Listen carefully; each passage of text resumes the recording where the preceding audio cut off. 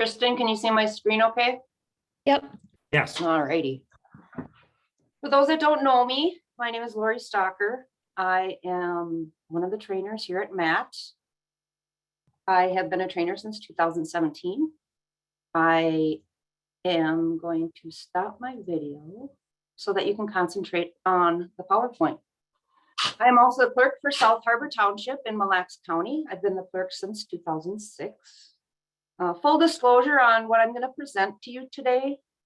Things that I'm talking about today are hard for me to put into practice, and they're hard for a lot of people to put into practice. What I'm asking is that if you can just take one thing away from today and concentrate on that one thing and try to put that into practice, then we can move on to something else. Baby steps. I've said that before in some of our clerk training. You know, don't go back to your board and start changing everything. Baby steps is the way to go. So just start one little thing at a time. So let's get started. Maybe.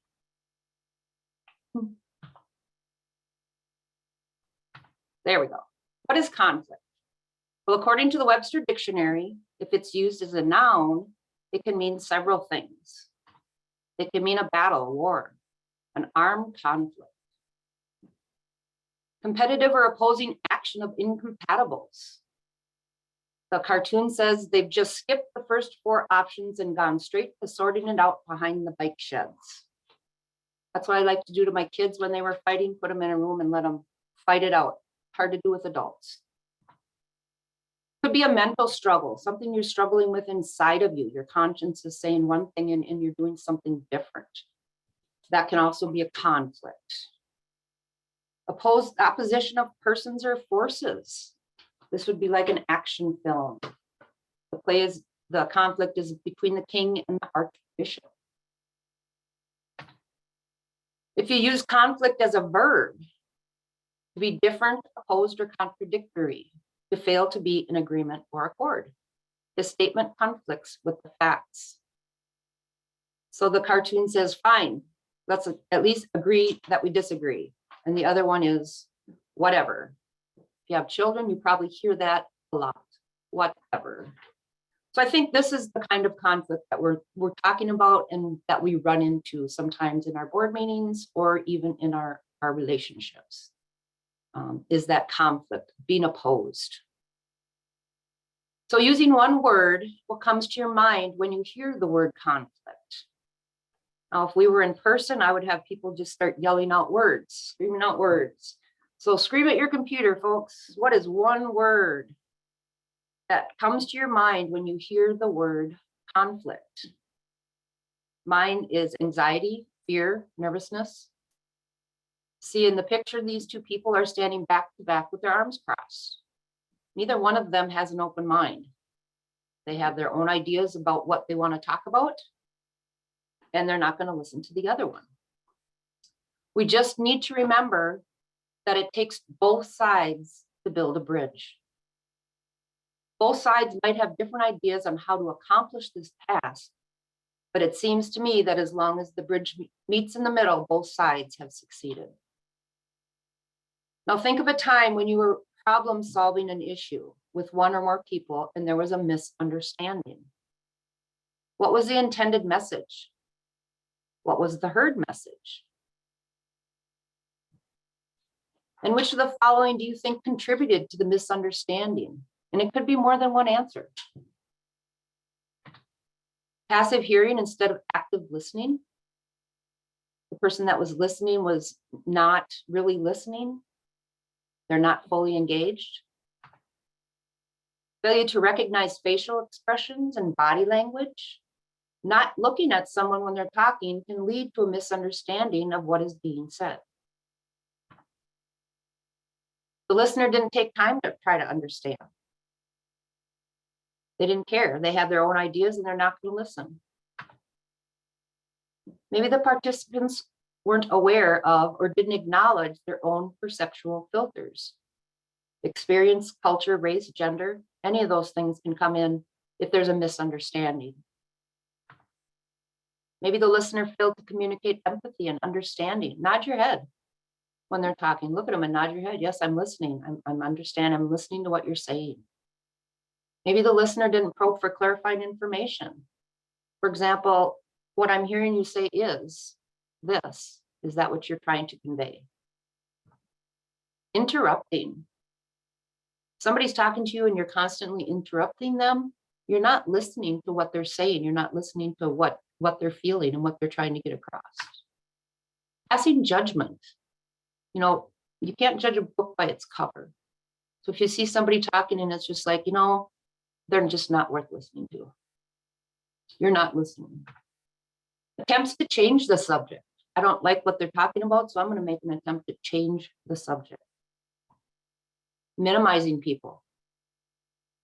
Telling them that they're really not worth listening to. Closed-mindedness. We come into a conversation and we've got our own ideas and we are not open to anything else. One of my pet peeves is the statement, we've always done it this way. When somebody says we've always done it this way, they're closed-minded. They don't want to change. They don't want to listen to what you have to say.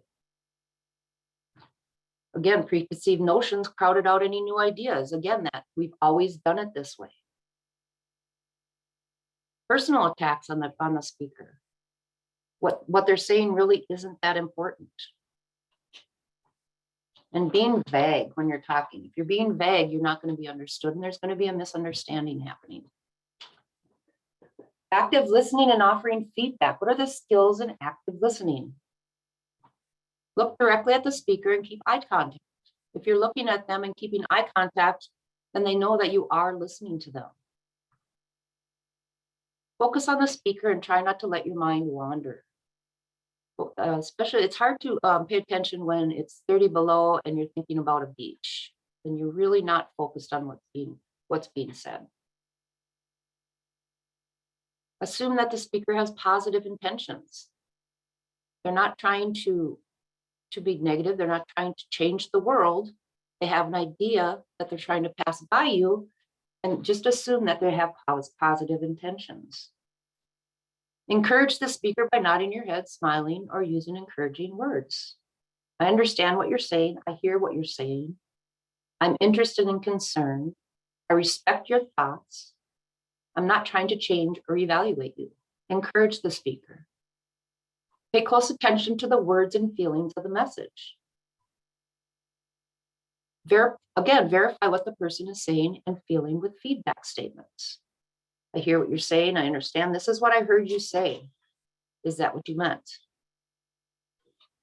There's some barriers to active listening. Noisy or distracting surroundings. This happens when we're in person. It's hard to listen to what's being said if you have side talk going on. People behind you are talking, trying to whisper, but it's not really a whisper. So that's hard for you to really be active listening. Finding yourself thinking about unrelated things. Daydreaming. Again, that minus 30 here and that beach is sounding better and better every day, so I'm not going to listen anymore. Thinking about how you will answer while they are still talking. She just said this, and this is how I'm going to answer. So you quit listening. Instead of waiting to see if maybe what they said, they're gonna talk about more in the conversation and what they're sharing. But you're not going to hear that part of it because you're already thinking about your answer while they're still talking. Hearing what you want to hear and not listening to what is being said. This happens a lot. As trainers, we go through this as we're presenting, and then we'll get phone calls back, normally from a supervisor. My clerk came back and said, I have to do this. And I wait, and I don't hear the rest of what I said coming up. So sometimes people hear only what they want to hear and then not listen to anything else. Judging the speaker or message as good, bad, or not interesting. Again, you cannot judge a book by its cover. Too much, too little, or unclear information from the speaker. Giving just little bits of information without explanation. That's a barrier to active listening. Their tone of voice doesn't match their intent. Example that came to my mind, if someone is yelling and screaming and their hands are going like crazy and talking about trying to help the homeless, the message could be taken the wrong way. The tone would be more accepted if there was compassion in their voice, instead of yelling and screaming, if they had compassion on that subject. Getting emotional, upset, not feeling well, or not wanting to be where you are. If you're not in the right frame of mind, your ears will close and your brain will shut off. So if you're having some issues outside of where this conversation is happening, maybe at home, thinking about, if you're at training and you're thinking about work, you're not in the right frame of mind to actually be actively listening. The correct model of effective listening. C, concentrate on what is being said. O, observe facial expression and body language. R, respond by using your eyes, voice, gesture, and posture to communicate empathy and understanding. Reflect the information you hear by repeating and paraphrasing. Again, this is what I heard you say. Is that what you meant? Elicit more information by asking questions. Now, you just said this. Can you elaborate more on that? Control the desire to interrupt, pass judgment, or change the subject. Take advantage of lag time between mental activity and speaking time to notice the speaker's language, nuances, and body language. What this means is, especially the control. Control the desire to interrupt, pass judgment, or change the subject. Take a deep breath, take a step back. You don't have to talk right away. If you get somebody coming to your board meeting and they're just mad, and it's making you madder, the board doesn't have to make a decision that night, that time, that date. Just let them, thank them for their input and their information, and let them know that the board will reflect on it and come back the next month. Maybe everybody will have a cooler head. Here's some common conflict traps. Good versus evil. This occurs when people view each other as opposites. Each side believes it is reasonable and right, which makes the other side out to be wrong and evil. In this viewpoint, there is no motivation to understand another point of view. Good versus evil. Filtering. Each side sees only what it wants to see. Any information that is contrary to their viewpoint is interpreted as sick or crazy or ridiculous. And they don't listen and they filter that out. Double standard. Each side believes that their situation is different from their opponent's in important aspects. So it entitles them to take liberties with the ground rules, while their opponents may not. For example, it's a dirty trick if he does it, but if I do it, it's called good business. That's a double standard. Fixed positions. This is when each side gets locked into one position that they must achieve to win. I'm not listening to anybody else. I've got my position and my ideas, and that's all I want to, that's all I'm going to think about. Hot buttons. My children know what my hot buttons are, and they like to push them quite often. It leaves no room for compromise. They're going to push that button, and then you're going to just fly off the handle, and that's what they're looking for. Take a breath, take a step back. One-upmanship. This occurs when certain words, phrases, and gestures upset people to the point where they focus on retaliation rather than the issue at hand.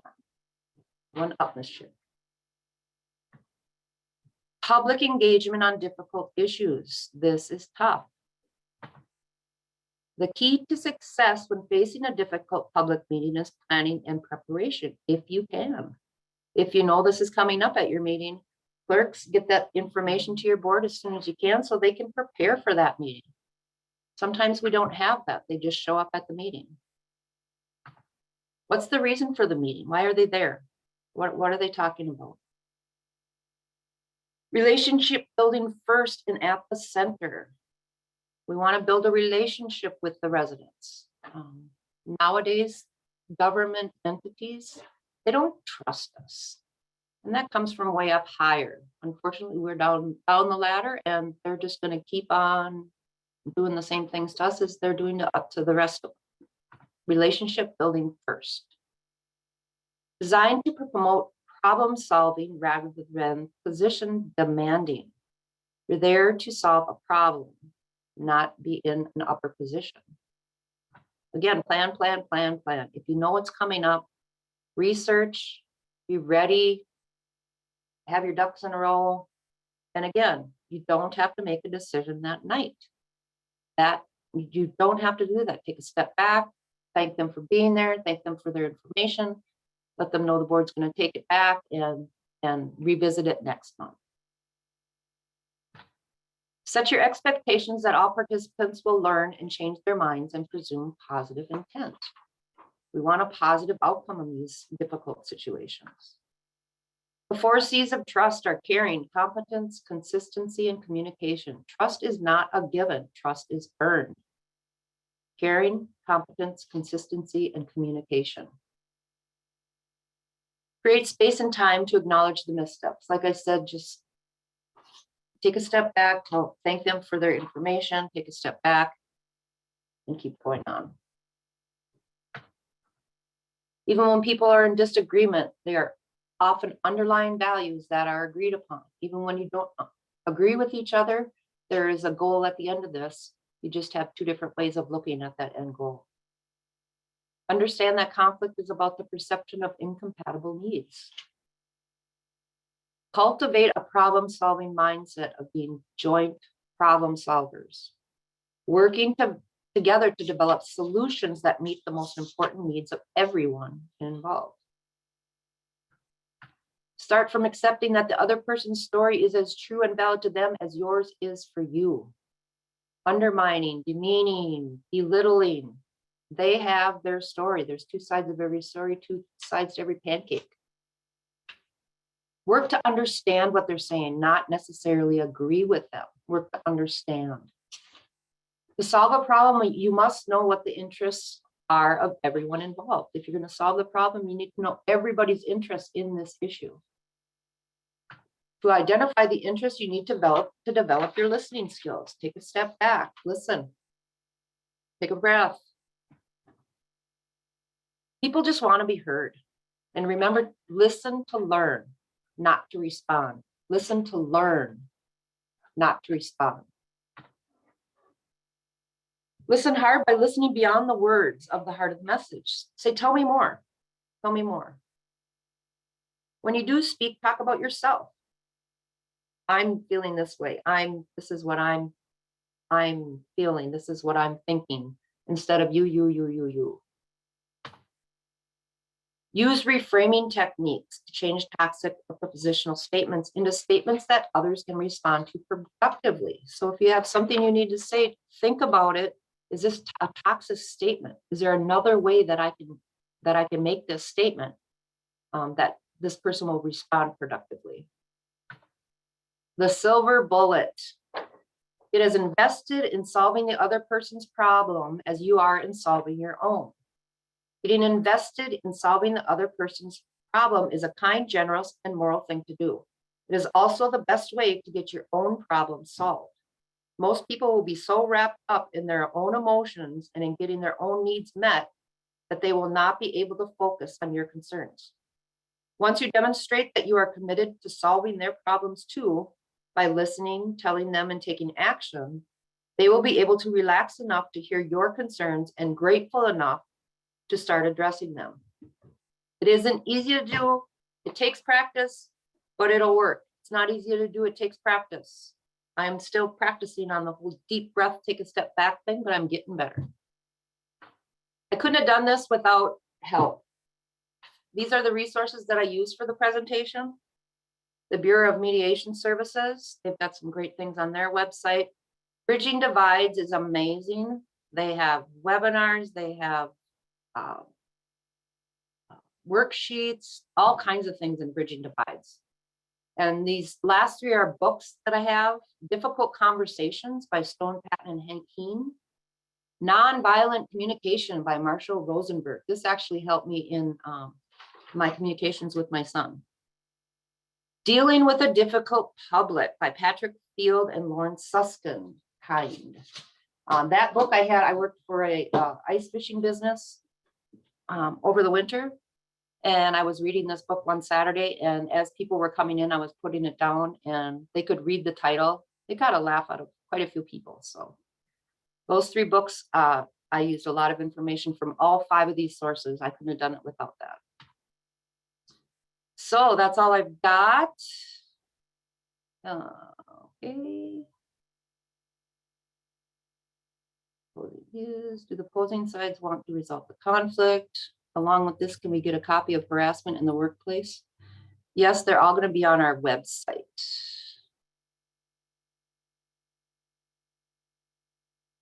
Maybe we're in a good place in our township, but is conflict resolution really a big issue in other townships? You would be absolutely amazed the conflicts in other townships. I have a conflict in my township that started in 2006. There are boards that don't get along with each other. That is even harder. They are out there. You are lucky not to have that in your township. All right. Looks like I've got all of the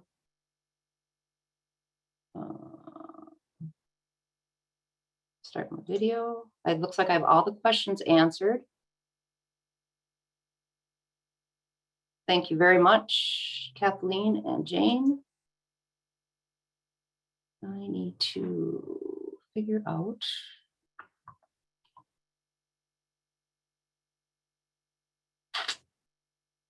I can't get my screen to work. There we go. There we go. Here I am. Do we have any other questions? Anyone use an app to post agendas and documents prior to township meetings? I don't use apps. I send the agendas and documents to my board the week before, and then we also put them on our website.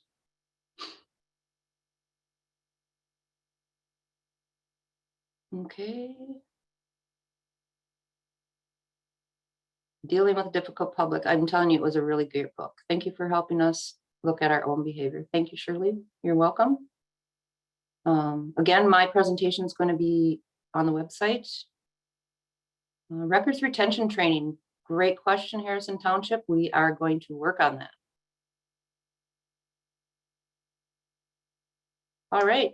If you have any other questions or comments about what I said today, please email me. And again, this is going to be on our website. Is Steve on yet, Kristen?